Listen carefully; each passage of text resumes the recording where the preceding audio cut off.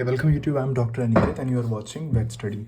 सो आज हम बात करेंगे स्कल ऑफ डॉग के बारे में। तो ये है डॉग का स्कल, और अगर ब्रीड की बात करें तो आई थिंक ये ग्रेट डेन ब्रीड का स्कल है। ठीक है, तो इसके पहले हम डॉर्सल व्यू की बात कर लेते हैं। डॉर्सली इसमें हमारी कौन कौन सी बोन्स प्रेजेंट हैं।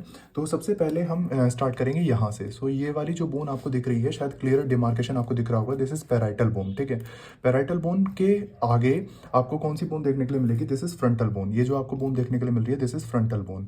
ये पैराइटल बोन, ये frontal bone.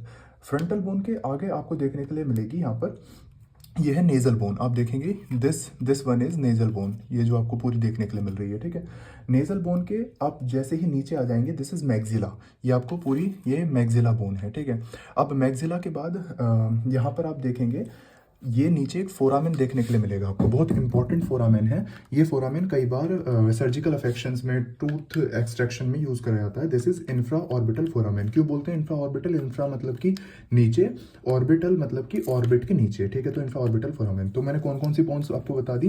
This is parietal bone, ये जो पीछे वाली है। दिस इज फ्रंटल बोन, ये वाली जो है। This is nasal bone. This is maxilla, and maxilla के यहाँ पे आपको इंफ्रा ऑर्बिटल फोरामेन देखने के लिए मिलता है। ठीक है, अब इसमें जो एक इंपॉर्टेंट बात होती है कि कैनाइंस के अंदर कि ये जो ऑर्बिट होती है ये इनकम्प्लीट होती है। मतलब आप देखेंगे ये यहाँ पर इतनी है और ये यहाँ पर इनकम्प्लीट है।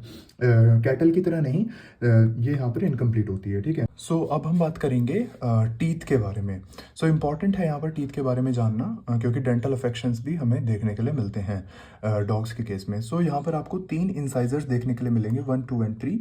उसके बाद आपको देखने के लिए मिलेगा एक कैनाइन टूथ, ये हम हाफ की बात कर रहे हैं। ठीक है, फिर कैनाइन टूथ के बाद आपको 3 प्रीमोलर्स देखने के लिए मिलेंगे। 1, ये यहाँ पे टूटे हुए हैं 2 प्रीमोलर, 1, 2 एंड 3।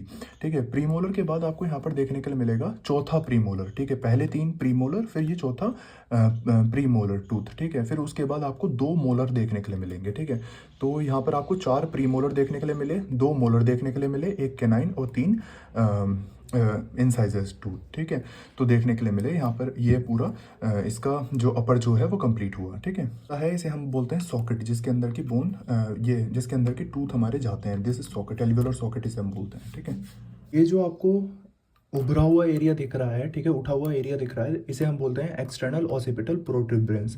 ठीक है, एक्सटर्नल ऑसिपिटल प्रोट्यूबरेंस ये वाला एरिया है। अब जब इससे आप थोड़ा सा आगे चलेंगे, this is external sagittal Crest. ठीक है, सजाइटल मतलब कि जो 2 पार्ट में इसे डिवाइड कर रही है। ठीक है, क्रीस्ट आ गई। फिर इसके बाद आप यहाँ पर देखेंगे ये जो प्रोट्यूबरेंस है, या फिर ये जो आपको प्रोसेस दिख रही है, ये है फ्रंटल बोन की जाइगोमेटिक प्रोसेस। ठीक है, ये फ्रंटल बोन थी, इसकी ये जाइगोमेटिक प्रोसेस है। ये जो आपको दिख रहा है, दिस इज जाइगोमेटिक आर्च। ठीक है, जाइगोमेटिक आर्च है। और ये जो आप देख रहे हैं, ये है स्क्रोल टाइप बोन, दोनों तरफ होती हैं। ठीक है, इन्हें हम बोलते हैं नेजल टर्बिनेट बोन। ठीक है, तो ये देखेंगे आप, ये तो पिग में एक डिसीज होती है, पैथोलॉजी में आप पढ़ेंगे। ठीक है, एट्रोपिक राइनाइटिस, उसमें ये डिसॉल्व हो जाती है कंप्लीटली। ये आपको शायद क्लियरली विजिबल होंगी अंदर से। ठीक है, और तो बाकी सारी चीज़ें इसमें क्लियरली मैंने आपको बता दी हैं।